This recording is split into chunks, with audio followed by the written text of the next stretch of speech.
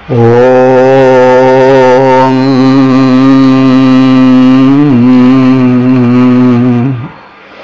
वेद प्रेमियों, सुधे श्रोताओं, संप्रति हम सब ऋग्वेद के प्रथम मंडल के 116वें सूक्त के चौथे मंत्र की व्याख्या में प्रवेश करने जा रहे हैं। यह मंत्र त्रिशुक नामक छंद में निबद्ध है।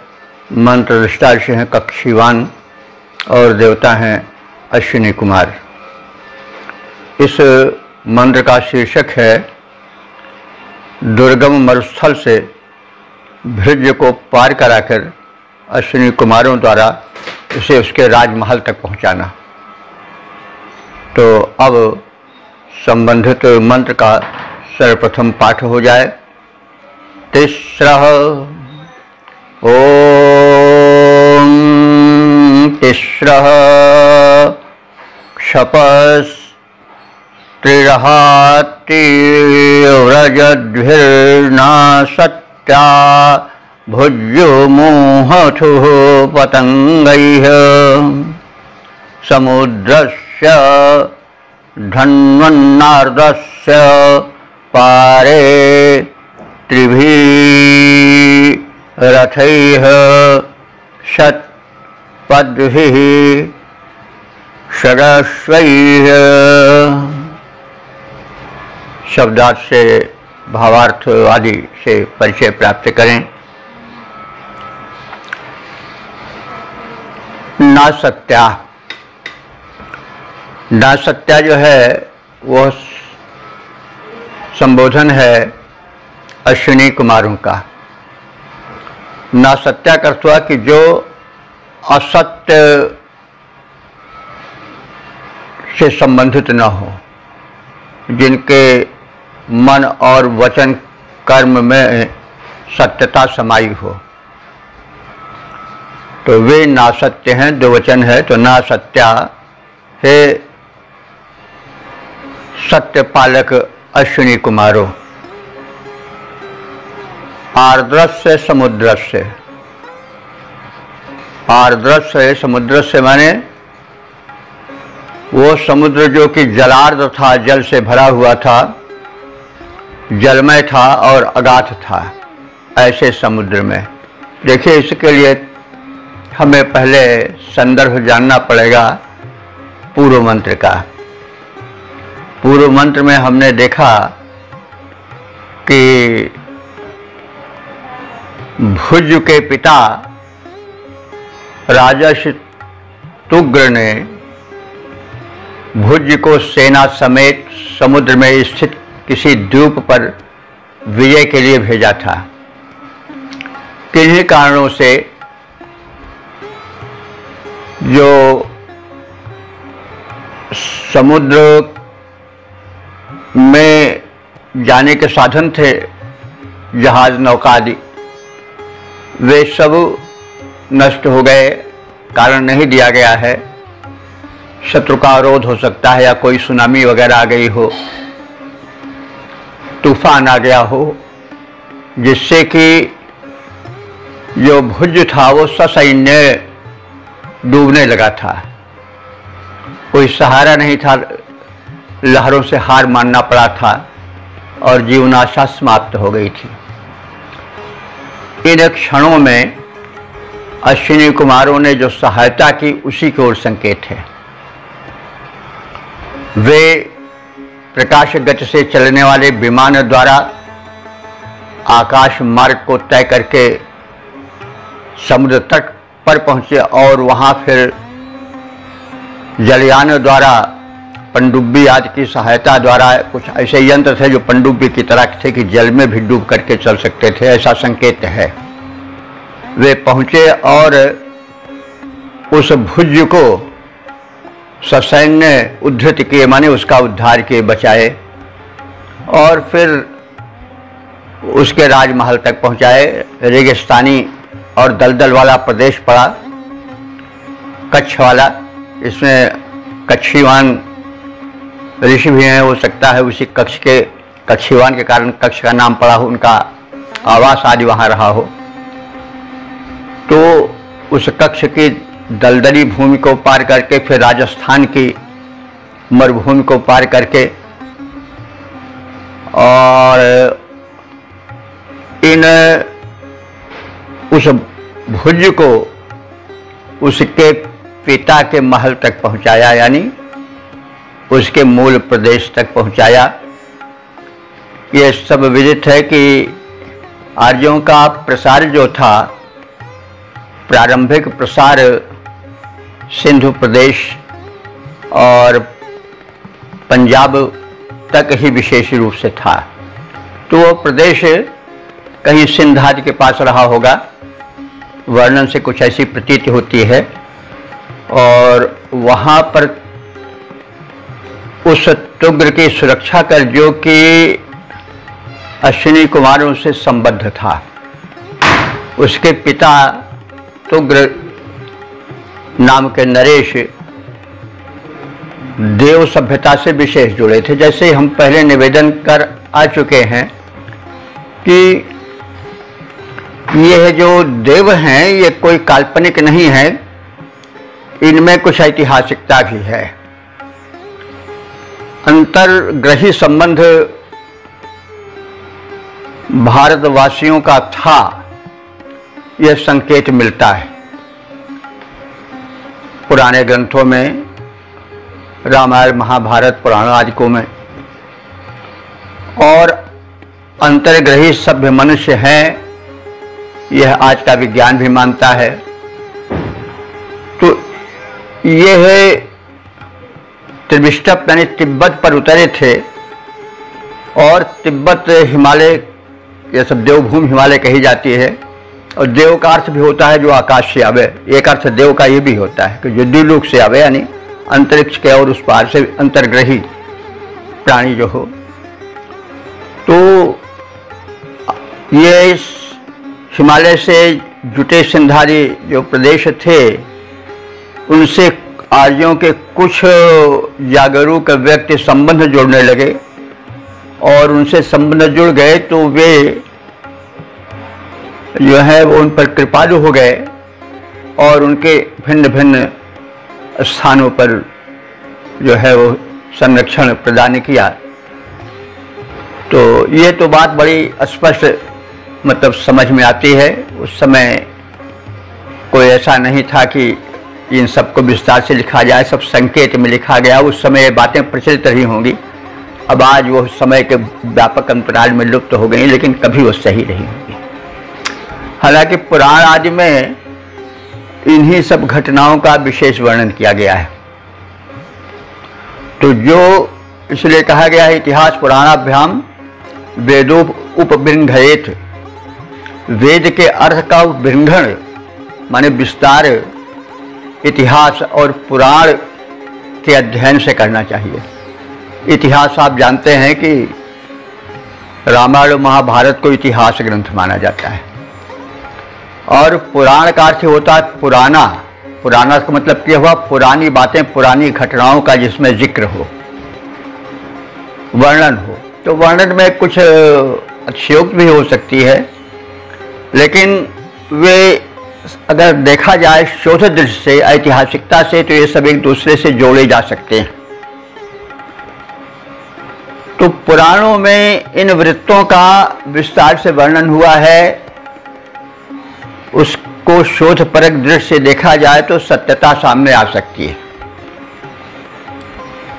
तो इस प्रकार से उस ऐतिहासिकता की ओर इस सूक्त में संदेश मिलता है, जिससे कि अंतर्ग्रही अधिक सभ्य प्राणियों से आर्यों का सम्मिलन हुआ, और जो आर्य उनसे जुटे उनसे सहायता मिलती रही भारतीय आर्यों को, चाहे वो विज्ञान का क्षेत्र हो, चाहे वह चिकित्सा का क्षेत्र हो। चिकित्सा में भी आप देखेंगे, आगे हम करेंगे, अश्विनी कुमारों ने बड़ी सहायता की थी। च्यवनप्राश वगैरह अश्विनी कुमार ही बनाए थे, विधि बताए थे। तो आयुर्वेद के जो बड़े अकाट्य सिद्धांत है, वो सब अंतर्ग्रही प्राणियों से ही संकेत रूप में मिले हैं आर्यों को।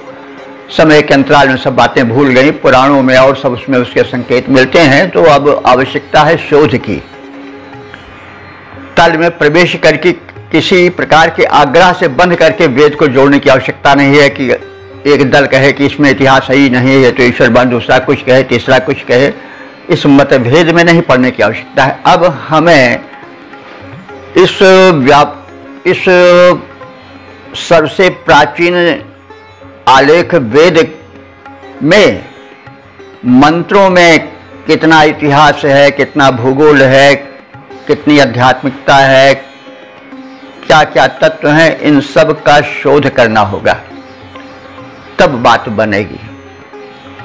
तो हम थोड़ा प्रयास कर रहे हैं, जैसी हमारी बुद्धि है, कि हम सत्यता को सामने लाएं। ये बात जान लीजिए कि हमारा आग्रह कहीं किसी संप्रदाय से या विशेष धर्म से नहीं है। मैं निष्पक्ष निरपेक्ष भाव से सत्य का दर्शन करना चाहता हूँ और जो कुछ मेरे अंतःकरण में प्रेरणा होती है उसे मैं अभिव्यक्त करता हूँ।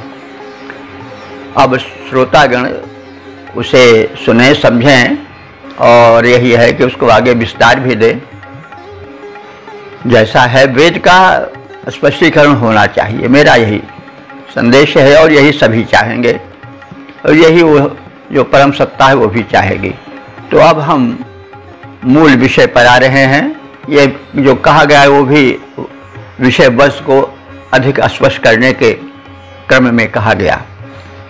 तो अश्विनी कुमार वे दो देव सदस्य माने जा सकते हैं जो कि विशेष रुचि रखे और उनकी सभ्यता यानी जो देव सभ्यता थी, जो उसकी उपलब्धियों का वर्णन इसमें है और उससे लाभ कितना आर्यों ने उठाया इसका संकेत है। तो जो देव सभ्यता थी उसमें विमान की क्रिया या वो लोग विमान से चलते थे और विमान जो है तब तक आर्य नहीं बना पाए थे, क्योंकि किसी भी राजा के पास पनडुब्बी ऐसे यंत्र का या विमान आकाश में उड़ने वैसे यंत्र का जहाँ तक हमें ज्ञान है वर्णन नहीं है। देवता विमान का प्रयोग करते थे, वे विमान से फूल बरसाते थे, धरती की घटनाओं से रुचि रखते थे, ऐसे संदेश संकेत रूप में मिलते हैं।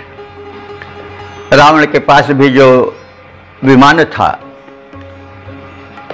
पुष्पक जिसको कहते हैं, वो भी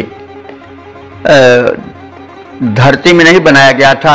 कहने का मतलब वो भी देव सभ्यता से भी, यक्ष सभ्यता से भी मतलब उसी संबंधित था, क्योंकि उस विमान को छीना था रावण ने कुबेर से। ऐसा स्पष्ट मिलता है वाल्मीकि रामायण में। और फिर वो विमान वहीं चला भी गया। राम या रामायण के अन्य पात्र या राजा कहीं विमान का प्रयोग करते नहीं देखे गए। राम केवल लंका से विमान से आए थे अयोध्या तक, इसका वर्णन मिलता है। उसके बाद फिर उन्होंने कहा, उस विमान में कुछ ऐसे थे कि ऑटोमेटिक थे, वो उसको आदेश दे दीजिए कि जहाँ यहाँ पर तुम्हें पहुँचना है तो वो चला जाता है। जैसे आज भी है नहीं, आज जैसे हम लोग देखते हैं कि हम भर देते हैं उसमें संदेश संकेत भर देते हैं कि आज भी हेलीकॉप्टर जैसे बन गए हैं कि तुम्हें यहाँ पर पहुँच जाना है, तो हेलीकॉप्टर वहाँ पहुँच जाएगा।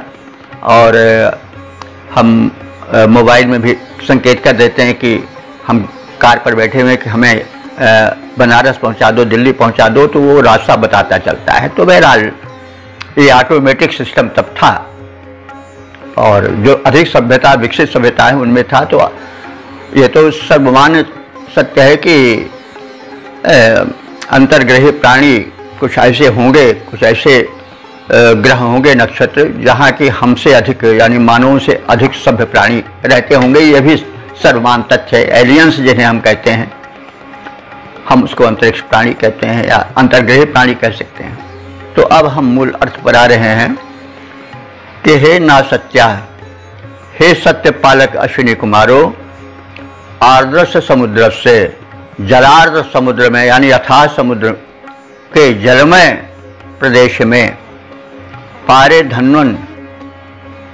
तुम उस समुद्र से दूर मरु प्रदेश में आए भज को लेकर के। तीसरा क्षपा, और 3 रातें, क्षपा कहते हैं रात्रि को, तीसरा क्षपा माने 3 रातें। आह कहते हैं दिन को, और 3 दिनों तक अतिव्रजद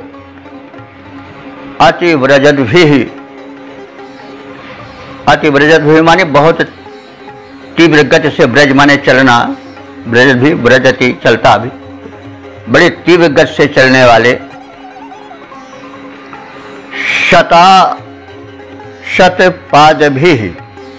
शतपाद भी माने 100 पैर यानी 100 पहिए। यंत्र का जो चरण है वो पहिया ही है ना, तो शतपाद भी 100 पहियों से युक्त। षड अश्वई, 6 अश्वों से युक्त है। तो अश्वई से मतलब यहाँ हुआ कि 6 हार्स पावर वाला। अश्व से शक्ति का मापन आज भी किया जाता है, हार्स पावर हम कहते हैं, तो यहाँ भी हम षड अश्वई कर दें। 6 अश्वों से जब यंत्र है तो उसमें घोड़े का, ये जो जीवित घोड़ा है उसके जुड़ने का कोई सवाल नहीं है। उसमें अश्वाकार वो बने रहे होंगे चिन्ह, वो जो यंत्र जिसमें फिट रहा होगा जैसे यान में, तो उसका आकार अश्व वाला रहा हो, यह बात समझ पड़ती है। तो षड अश्वई, तो हम इसमें कहते हैं कि 6 अश्व शक्ति वाले अश्वाकार उस यान में, जो कि यंत्रों से युक्त था। पतंगई, और जो पतंग कहते हैं पंखों से उड़ने वाले पक्षी, जिसमें कि पतंगई पतंग के समान उड़ने की क्षमता थी, यानी आकाश गमन की क्षमता थी। तो त्रिभी रथई, ऐसे 3 रथों द्वारा, वायुयान द्वारा, भज्जुम उहथु, तुम भुज नाम के तुर्ग नरेश के पुत्र को उहथु माने पहुंचा दिए। कहाँ पहुंचा दिए? उसके राजमहल तक। तत् माने वह कार्य जिसका संकेत किया गया है। अवीरयथाम, सचमुच ही बड़ी वीरता का कार्य था।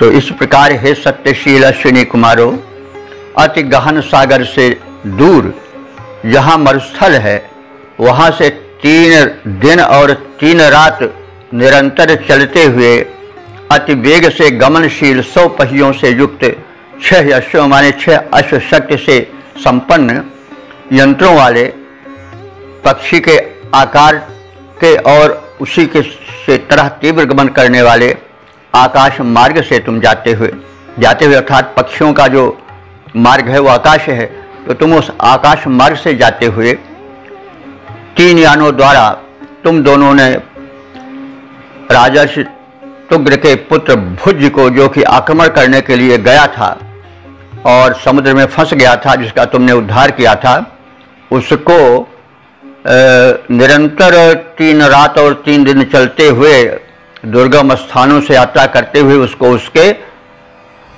अपेक्षित या अभीप्सित स्थान, उसके राजमहल तक पहुंचा दिया था।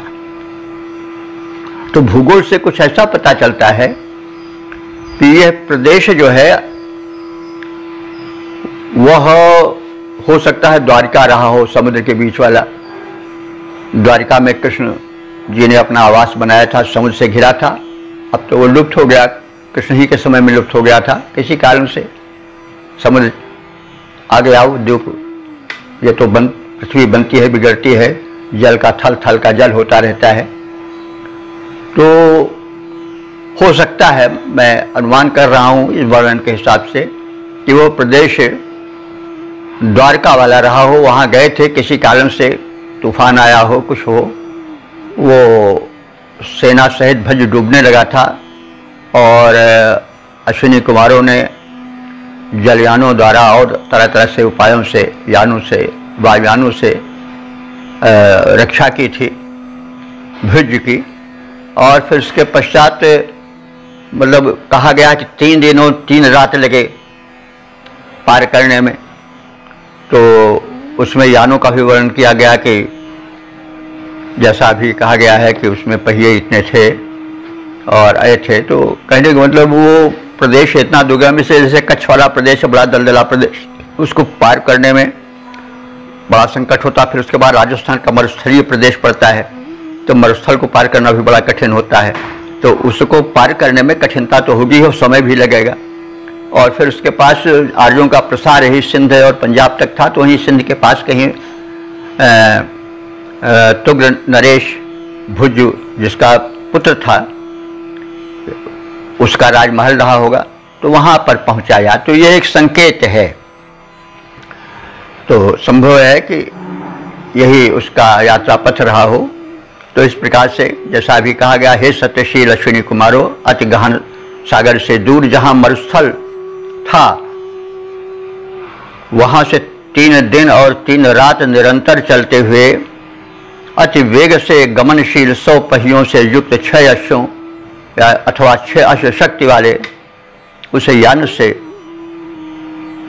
और पक्षी के समान उड़ने वाले वायुयान से जाते हुए तुम 3 यानों द्वारा भुज को उसके निवास स्थान तक पहुंचाया था। तो पद रूपांतरण देख लें। सत्यशील अश्विनी कुमारो, शक्ति तुम्हारी श्लाघनीय है, वृत्ति तुम्हारी पर उपकारी। गहन सिंधु से दूर मरुस्थल की भूभारी, विकट यात्रा चली 3 दिन रात तुम्हारी। 100 पहियों 6 अश्व शक्ति का यान मंगाया, तीव्र वेग से गगन मार्ग से उसे उड़ाया। खग समान था गगन पंथ का लिया सहारा, खग समान था गगन पंथ का लिया सहारा। गमन वहां से किए 3 यानों के द्वारा, तुम दोनों ने यों अपना कौशल दिखलाया। दुखी भुज को उसके राजमहल पहुंचाया।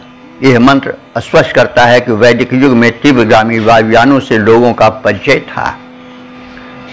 तो इस प्रकार से हमने इस मंत्र की ऐतिहासिकता की ओर, कुछ उसके उपलब्धि की ओर और अन्य बातों की ओर संकेत किया। आप सब सुधी हैं, अगर उचित समझें तो इस पर विचार विमर्श करें, और हम सबका कर्तव्य भी है। ओम वेद प्रेमियों, सुधी श्रोताओं, संप्रति हम सब ऋग्वेद के प्रथम मंडल के 116वें सूक्त के 5वें मंत्र की व्याख्या में प्रवेश करने जा रहे हैं। यह मंत्र त्रिशुप नामक छंद में निबद्ध है। मंत्र दृष्टा ऋषि हैं कक्षीवान और देवता हैं अश्विनी कुमार। इस मंत्र का शीर्षक होगा अथाह महासागर से भुज का उद्धार।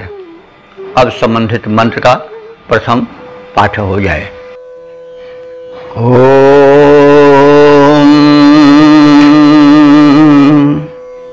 अनारंभणे तद वीर एथा मनास्थाने अग्रभणे समुद्रे यदश्विना ऊहथुर भुज्युमस्तं शतारित्रां नावमातस्थिवांसम्। शब्दार्थ भावार्थ आज से परिचय प्राप्त करें। अश्विना, हे दोनों अश्विनी कुमारों। अब इसमें भी उसी पूर्व चलित घटना से संबंधित प्रसंग का प्रवाह है। जैसे पहले मंत्रों में कहा गया है कि तुग्र पुत्र भुज समुद्र यात्रा में यानी शत्रु पर आक्रमण करने के लिए समुद्र में उतरा था सेना सहित, लेकिन किन्हीं कारणों से सेना डूबने लगी थी, तो उसका उद्धार किया था। वही प्रसंग फिर चल रहा है। तो हे अश्विना, हे अश्विनी कुमारो, अनस्थाने, अनास्थाने माने जहां पर कि टिकने का स्थान नहीं था। समुद्र में कोई भू प्रदेश तो था नहीं, जल ही जल था, तो इसीलिए कहा गया कि अनास्थाने, जहाँ पर कि भूतल ऐसा, धरातल ऐसा कोई स्थान नहीं था, जल ही जल था। और अनारंभणे, जहाँ कोई आलंबन नहीं था, सहारा नहीं था कि उसको पकड़ करके जल में डूबने से बचा जाए, इसलिए उसे अनारंभणे कहा गया है। अग्रमणे समुद्रे, अग्रमणे माने अथाह, समुद्रे माने समुद्र में, समुद्र अथाह था, अगाध था, ऐसे स्थान पर शतरित्राम नावम, शतरित्राम माने 100 डालों द्वारा, डाल जो चलाया जाता है तो उसमें 100 डाल थे, यानी अब 1-2 आदमी को तो उद्धार करना नहीं था, सेना रही, बड़ी भारी सेना रही होगी, भजू था, तो इसलिए बहुत व्यापक, बहुत बड़े जलयान की आवश्यकता थी, जो कि 100 डालों द्वारा चलाई जाए, तो व्यापक जलयान था। तो हे अश्विनी कुमारों, अनस्थाने, जिस समुद्र के मध्य कोई टिकने का स्थान नहीं था, जो अनारंभणे आलंबन शून्य था, अग्रमणे समृद्धे, और जहाँ की अगाध समुद्र ही का प्रसार था, ऐसे दुर्गम स्थल पर हे अश्विनी कुमारों, तुमने शतरित्राम नावम, 100 डालों से चलने जाने वाले जहाज पर आतस्थिवांसम भुज्युम, भुज को ससैन्य बैठा करके, यत अस्तम उहथु, यत माने जो, अस्तम माने घर, तक यानी उन सबको, भुज को सेना समेत घर तक पहुंचा देने का जो तुमने कार्य किया था, तत् माने वह कार्य, अवीर एथाम, सचमुच बड़ा ही प्रशस्त था, प्रशंसनीय था, वीरता से युक्त था। अवीर एथाम माने पूर्ण रूप से वीरता से युक्त था, साधारण काम नहीं था, परम शौर्य का कार्य था। तो इस प्रकार से हे अश्विनी कुमारों, वह समुद्र जिसमें कि भुज ससैन्य डूब रहा था, वह समुद्र का स्थान आलंबन से रहित था, भू प्रदेश से रहित था, जहां टिका नहीं जा सकता था, आश्रय रहित था, अथाह था। ऐसे समुद्र में जहां पकड़ने के लिए कोई भी सहारा नहीं था, डूबने के अतिरिक्त और कोई चारा नहीं था, ऐसे अति गहन समुद्र में हे अश्विनी कुमारों, तुम दोनों ने 100 डालों से चलने वाले विशाल जलयान को उतारा समुद्र में, और उस पर चढ़ाकर भुज को उसके निवास स्थान पर पहुंचा दिया था। यह अति साहसपूर्ण कार्य था, निश्चय ही वीरतापूर्ण कार्य था और परम प्रशंसनीय कार्य था। हम ऋषि उसके प्रति कृतज्ञ हैं और आपकी भूल भूल प्रशंसा करते हैं। तो इसका छंदोबद्ध रूप देख लिया जाए। अगम अथाह समुद्र न कोई जहां सहारा, अगम अगाध समुद्र न कोई जहां सहारा, डूब रहा था भुज वहां बनकर बेचारा, डूब रहा था भुज वहां बनकर बेचारा। तुम दोनों ने वहां परम कौशल दिखलाया, 100 डालों द्वारा चालित जलयान मंगाया, उस पर चढ़ा तुरंत भुज के प्राण बचाए, राजमहल में उसे सुरक्षित यूं पहुंचाए। साहस और शूरता का यह कार्य तुम्हारा गया सराहा बार बार लोगों के द्वारा। अगम था समुद्र न कोई जहां सहारा, डूब रहा था भुज वहां बनकर बेचारा। तो ओम वेद प्रियों सूर्य श्रोताओं, संप्रति हम सब ऋग्वेद के प्रथम मंडल के 116वें सूक्त के 6ठे मंत्र की व्याख्या में प्रवेश करने जा रहे हैं। यह मंत्र त्रिशुप नामक छंद में निबद्ध है। मंत्र दृष्टा ऋषि कक्षीवान ऋषि हैं और देवता अश्विनी कुमार हैं। संबंधित मंत्र का विषय है अश्विनी कुमारों द्वारा सुपात्रों को प्रदत्त अश्व की प्रशंसा।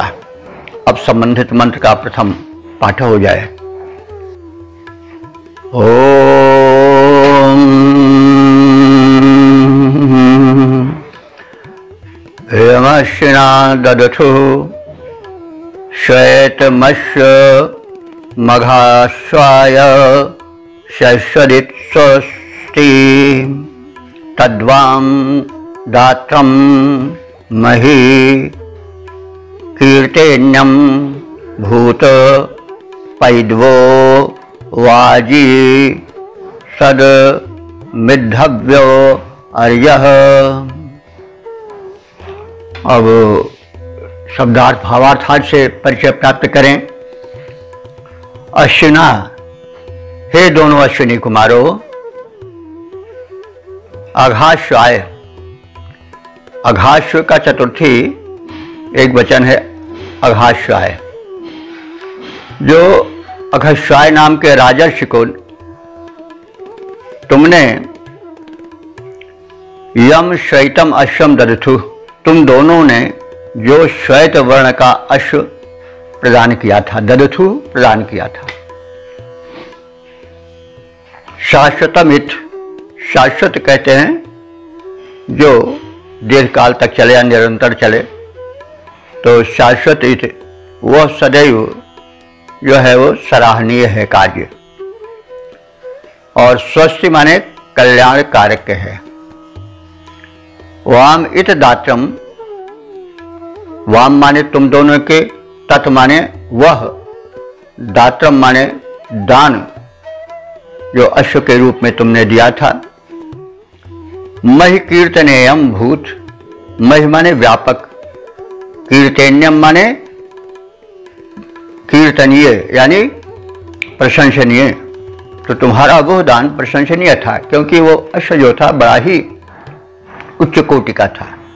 और इससे यह भी संदेश मिलता है कि जो दान दिया जाए वो उत्तम वश का दिया जाए, सर्वोत्तम वश का दिया जाए। यह नहीं कि मुई बस्या बभने के नाव, जो हमारे उपयोग की नहीं, वो दान दे करके दानी बन जाओ, तो ये नहीं।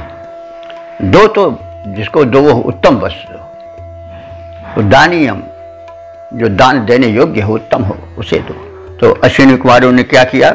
उत्तम अश्व दिया, जो कि महि कीर्तन्यम, जो कि व्यापक रूप से प्रशंसनीय बना।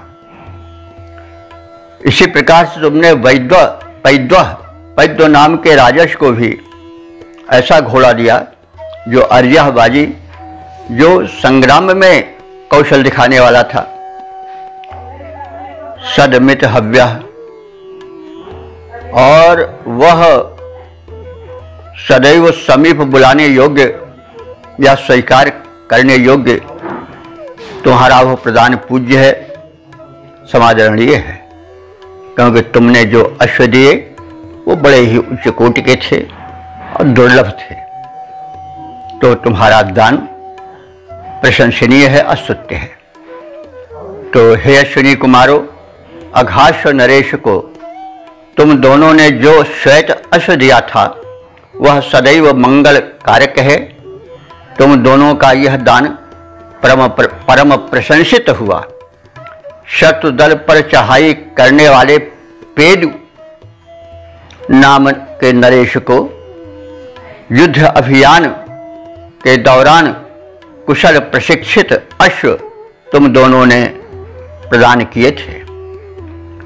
रण निपुण वह वेगवान उत्तम अश्व सदैव समादरणीय है, और तुम्हारी प्रदान की व्यवस्था चिरस्मरणीय है।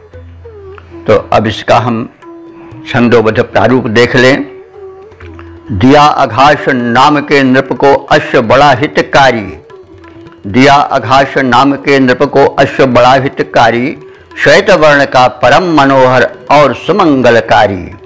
दिया पेदु को अश्व प्रशंसित, आक्रामक गुणधारी, उपयोगी, रणनीति निपुण, योग्य, अति अद्भुत, रिपु मदहारी।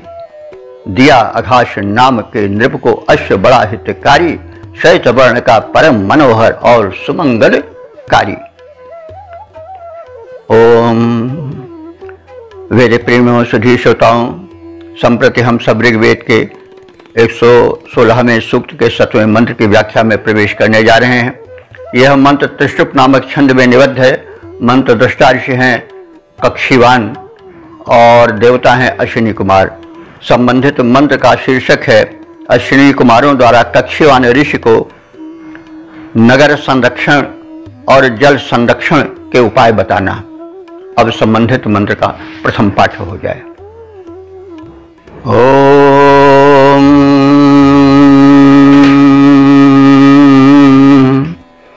इवं नरा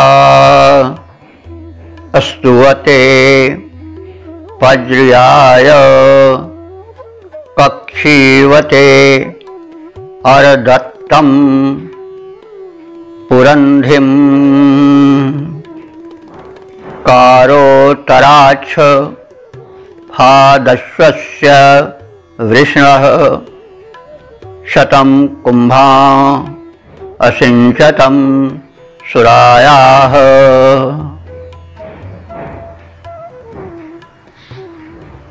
शब्दार्थ से परिचय प्राप्त करें। युवम नरा, युवम माने तुम दोनों। तुम दोनों कौन? अश्विनी कुमारों।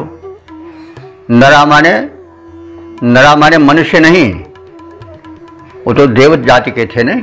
तो नरा मनुष्य कहने कोई तात्पर्य नहीं। नृ धातु है नेता, नेतृत्व गुण वाले। तो तुम दोनों नेतृत्व गुण वाले हो। तो नेतृत्व का गुण उसमें होता है जो गुणाधिक्य से युक्त होता है। तो तुम दोनों इतने अधिक गुण संपन्न हो कि नेतृत्व क्षमता से परिपूर्ण माने जाने वाले महत्व से मंडित हो। तो युवम नरा, हे अश्विनी कुमारों, तुम दोनों नेतृत्व गुण से संयुक्त परम महत्वपूर्ण देव हो। और तुम दोनों अस्तुवते, अस्तुवते माने स्तुति करने वाले, पज्र्याय, पज्र्याय माने अंगिरा कुलोत्पन्न या गोत्रोत्पन्न कक्षीवान, कक्षीवते। तो कक्षीवते, यह सब कक्षीवत का चतुर्थी है। तो कक्षीवान ऋषि मंत्र दृष्टा हैं इस सूक्त के। तो कक्षीवान ऋषि के लिए जो कि अंगिरा कुलोत्पन्न है या गोत्रोत्पन्न है, पज्र्याय कक्षीवते, उत्कृष्ट अंगिरा गोत्रोत्पन्न कक्षीवान ऋषि के लिए पुरंधिम अरदत, पुरंधिम कहते हैं उत्तम बुद्धि अथवा उत्तम बुद्धिमत्ता युक्त सलाह। अरदत्तम माने प्रदान किया जो क्षमता बढ़ाने वाली थी, यानी ऐसी बुद्धि दी, ऐसा परामर्श दिया जो कि नगर के संरक्षण की क्षमता में वृद्धि करने वाला था। यानी नगर कैसे सुरक्षित रहे, कैसे संरक्षित रहे, उसके उपाय तुमने बताए। ऐसा ऐसा करने से अपनी ही नहीं पूरे नगर की सुरक्षा हो सकती है। एक व्यवस्था प्रदान की और व्यवस्थित नगर को सुखी समृद्ध रखने की सलाह या परामर्श दिया। किसको? कक्षीवान को। कक्षीवान कौन? जो कि अंगिरा कुलोत्पन्न उच्च गोत्र से संबंधित थे। तो हे युवम नरा, हे तुम दोनों नेतृत्व गुण संपन्न वाली अश्विनी कुमारों, तुम दोनों ने जो तुम्हारा भक्त था, तुम्हारी स्तुति करता था, तुमसे मेल मिलाप किए था, उस कक्षीवान को तुमने पुरंधिम अरदत, पुरंधिम कहते हैं बुद्धि को, विचार को, परामर्श को। तो तुमने नगर संरक्षण विषयक अत्युत्तम बुद्धि परामर्श उसे दिया, जिससे उसको लाभ मिला, उसने उच्च कार्य किया। और उसी क्रम में तुमने बताया कि जल संरक्षण कैसे हो सकता है। तो तदर्थ तुमने वृषणः अश्वस्य शफात, वृषण कहते हैं बलवान, अश्व कहते हैं घोड़े, और शफ कहते हैं घोड़े का जो सुम होता है। सुम तो समझते हैं ना, वो जो उसका पैर होता है उसको सुम कहा जाता है, टाप जिसको कहते हैं। तो वो जो एक पात्र दिया उसकी आकृति जो थी वो शफ की तरह थी, यानी घोड़े के टाप की तरह थी। तो तुमने जल संरक्षण कैसे हो, तदर्थ अश्व के घोड़े के टाप के आकृति की, बल वृषण अश्व से शफात, बलशाली अश्व के टाप के आकृति वाले कारोत्तरात, कार उत्तरात, कार कहते हैं करवा, आज चलता है, आज भी लोक में करवा शब्द प्रचलित है। मिट्टी के एक पात्र विशेष को करवा कहा जाता है। तो कारोत्तरात माने विशिष्ट पात्र को तुमने प्रदान किया। उस पात्र की आकृति थी बलिष्ठ घोड़े के टाप के सदृश, जिसमें कि जल संरक्षित हो और जल का अपव्यय ना हो सके। ऐसा पात्र जिसको कि बड़ा भारी हो, बाल्टी से पानी उड़ेलने लगो तो ज़्यादा क्षय हो जाएगा। कोई गड़ुआ टाइप का कोई ऐसा हो आकृति की, उससे पानी उड़ेला जाए तो कम पानी गिरे, तो जल संरक्षण का उपाय है। तो ऋषि कह रहा है कि तुमने जो संरक्षण कार्य किया वो तो किया ही,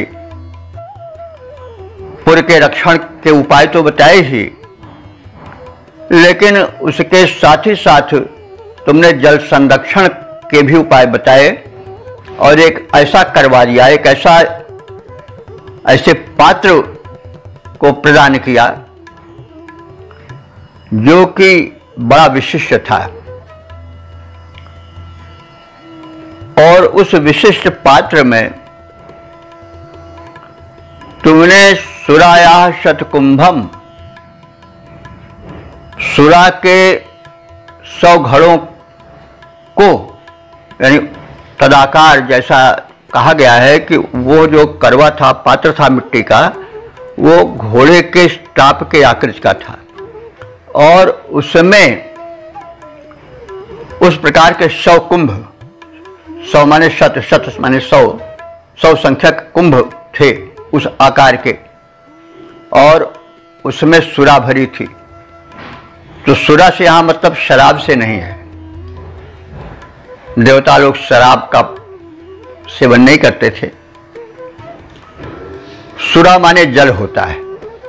हमने ये सुरा शब्द जब देखा तो कुछ हमको उचित नहीं प्रतीत हुआ कि सुरा भरकर घड़े में दिया जाए। बात आ रही है प्यास बुझाने की, तो सुरा से प्यास तो बुझती नहीं। सुरा की कोई बड़ी भारी महत्ता भी नहीं है, कोई बहुत प्रशंसित पेय भी नहीं है। तो ऋषि ऐसे समर्थ, दानी और उपकारी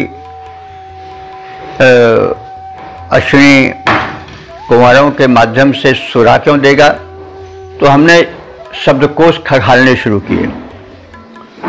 तो हमको शब्दकोश में मिला सुरा का अर्थ जल भी। अगर आप लोग चाहें तो शब्दार्थ कौस्तुभ, संस्कृत शब्दार्थ कौस्तुभ देख सकते हैं, उसमें सुरा का अर्थ जल भी है। तो यहाँ जल ही लेना है। और जल के अर्थ में निरुक्त में भी, निघंटु में भी चर्चा है। तो भले ही आज वो नशीले पदार्थ सुरा के लिए ही, शराब के लिए प्रचलित हो, लेकिन उसका अर्थ जल भी होता है। तो हे अश्विनी कुमारों, तुमने नगर बसाने को व्यवस्थित करने को लक्षित करके कक्षीवान को परामर्श तो दिया ही, उत्तम बुद्धि तो दी ही, साथ ही साथ जल तो जीवन है, उसके द्वारा पिपासा बुझाई जा सके, इसलिए बलिष्ठ अश्व के टाप या खुर के आकार के 100 घड़े भी स्थापित करवाए जिससे जल संरक्षण हो सके। वे बर्तन बड़े विशिष्ट थे, उसमें जल भरा था और जैसा कहा गया है वो 100 कुंभों वाला था, यानी 100 ऐसे घड़े थे जिसमें कि जल भरा हुआ था। उसकी भी स्थापना तुमने नगर में करवाई। तो इस प्रकार से हे नेतृत्व क्षमता संपन्न अश्विनी कुमारों, तुमने उच्च कुलोद्भव अंगिरा कुलोत्पन्न गोत्रोत्पन्न स्तुतिकर्ता कक्षवान ऋषि को नगर के संरक्षणार्थ श्रेष्ठ परामर्श दिया था। बलशाली अश्व के खुर के समान आकृति वाले विशेष प्रकार के पात्र से स्वच्छ जल से भरे हुए 100 घड़े आप दोनों ने स्थापित करवाए थे और इस प्रकार से लोक कल्याण की, लोक व्यवस्था की, जल संरक्षण की एक विधि बताई थी, एक परामर्श दिया था, एक उदाहरण प्रस्तुत किया था। यह तुम्हारे लोकोपकार का एक निदर्शन है।